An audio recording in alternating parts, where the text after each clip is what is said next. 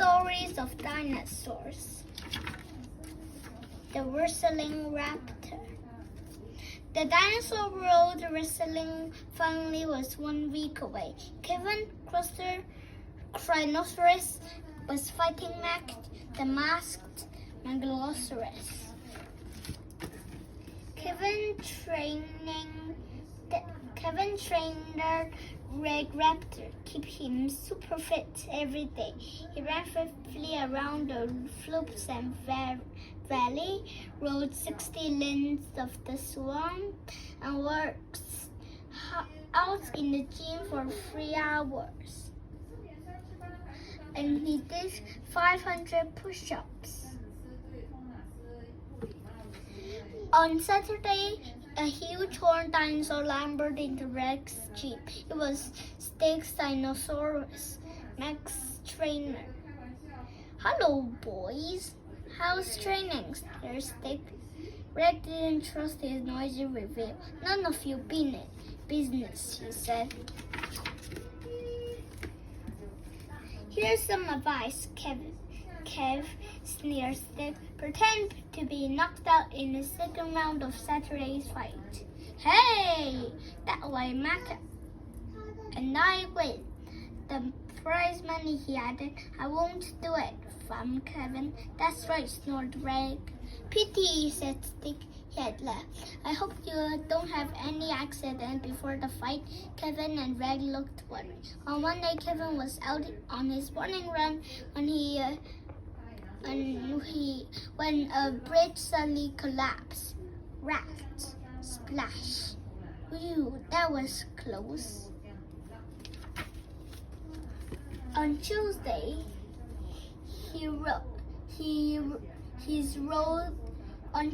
his rowing boat sprang a leak. On Wednesday, a punch bag filled with rocks nearly landed on Kevin's head. "Look out!"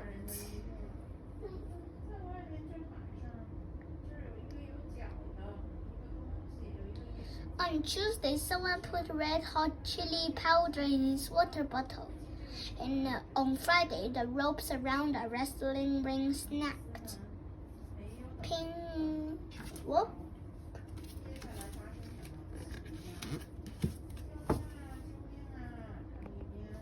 Kevin and Reg gasoline Stick. It was time to blink, but they couldn't prove it. It was too late anyway. The day of the big fight had arrived.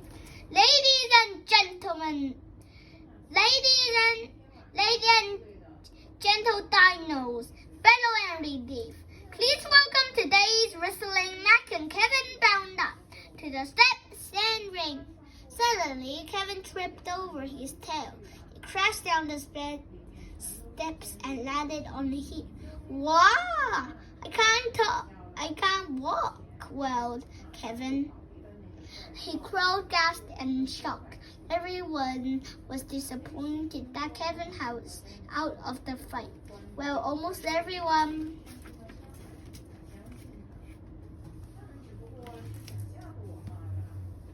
Snake sickly waved a piece of paper at Red. "The rules say if we can't fight, Mac and I'll get the money. We win, losers." "We won't let you get away with that," said Reg arrogantly. "But what can we do, Reg?" moaned Kevin. "I can't wrestle." But I can do it," declared Reg. "Stick!" cries tears of laughter. "You make Mac would flatter in your 5 seconds. Ha ha!" "Oh yes," said Reg, storming up the steps into the ring. He threw the referee rang and bell for the fight to begin. Reg shot across the ring, but grabbed Mac by the leg. But no matter how hard he could try, Reg could not sniff by the prickly back.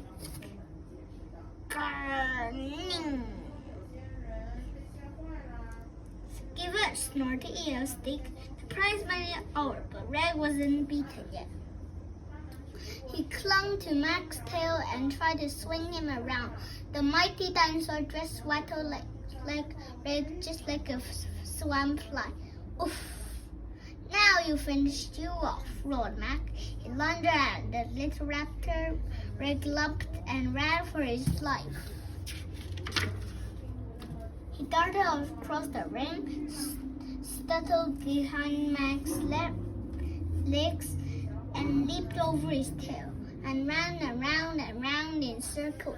Mac was strong, but he wasn't fast. The tiny dinosaurs ran circles around him. Mac felt dizzier and dizzier until crash. He thumped to the floor in an actual daze. The reveal ditch rigged by the arm in front of the crowd. The winner, he declared. Well done, Rick! Everyone cheered as Rick and Kevin collected their prize money. A stick and to drag Mac as all the way home.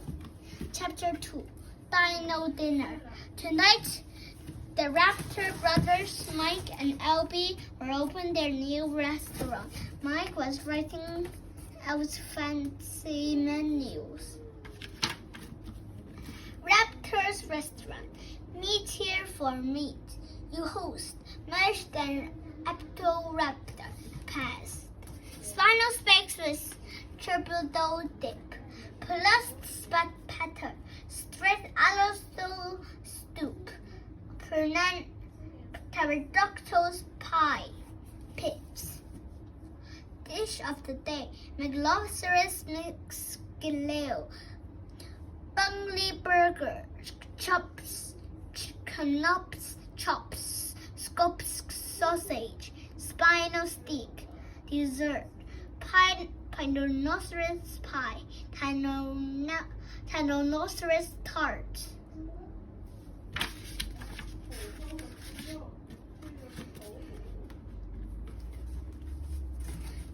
Albie polished the knives and forks and even the tablecloths. He even folded napkins into amazing shapes. Tyrannosaurus, Allosaurus, Dinosaurus, Megalosaurus. Now all that left to cook the food. Mike went up to the refrigerator, but it was empty. No chops, no sticks, not a sausage. Where it's all gone. The tiny dinosaur darted through Albie's legs and out the door. A string of sausages dangles it from his mouth. Come back, you thieving rhinoceros, yelled Mike. But the rocky rattle was too far for them.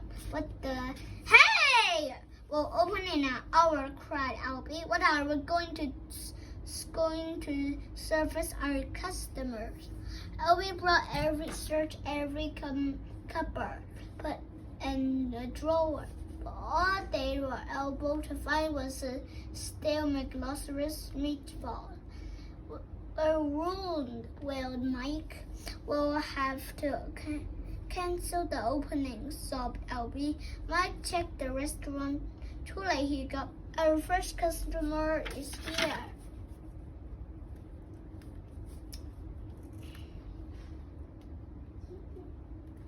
Oh no, Rat, whispered Albie. It's a gnome raptor from the Good Grub's Guide.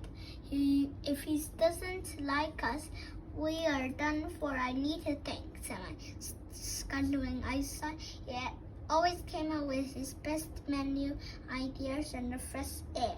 Albie kept Eggins busy, pouring him glass after glass and sprinkled swamp mortar. Mike spent 20 minutes packing up and down, upside. What use is the restaurant without food, he sighed, sniffing the flowers. Suddenly, he had a real idea. Make ran back to the kitchen chunker. I've a huge bundle of flat. I've got it, he cried. What are you doing? asked his brother. I'm going to cook these, replied Mike exactly. Yuck, Selby. Are you crazy? No one needs sleeves. Mike chopped up the fare, sprinkled them with mousse, and drilled them with his lentil juice. Hey, presto, one firm freeze. Obi took a dish to Angon's table. He whispered whilst and shivered, covered with the flowers. The chief's special shirt, he announced. Angon peered at the green pile on his plate. He broiled it with the forks. He stuck his tongue into it and finally took a great big bite. Yeech! He cried, spitting mouthful across the room. That's the worst thing I ever tasted. You get 0 out of 10 in my guidebook. Egon ran out, was checking his tummy, and his left a strange-looking dinosaur came in. Is there any chance of a meal? He asked politely.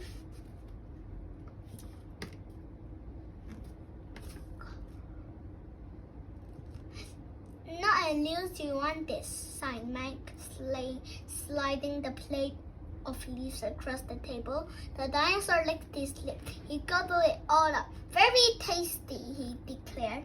You like leaves? Said Albie. I'm a Stegosaurus, replied the customer. We never eat anything else. Could I have a second helper, please? The visitor had 7 helping at first feast. With all that got hold, he told all his family friends about the fantastic food. Delicious.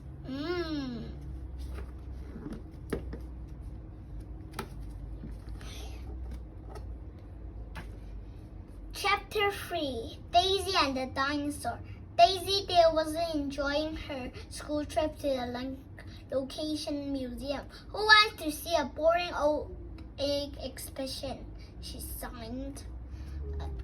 On stage stood a professor. He'll go first, a famous explorer next to him, where the Beckley Museum owner, his wife. Good afternoon, he boomed. The professor. May I present the latest discovery? The professor took the sheets and revealed the giant blocks of ice. Inside was a giant screen egg. There is no ordinary egg. He is 600 million years ago by a Dinosaurus. A dinosaur egg. Amazing. Cool. Now I discovered a burning at North Pole, added the professor, waving the sheet a crown actually. The breeze blew the dust of exhibitions nearly up to Mag's nose. Achoo! Mrs. Bagley bumped into her husband, who backed in a micro stand, which trapped under the museum's guard. Achoo! Ouch!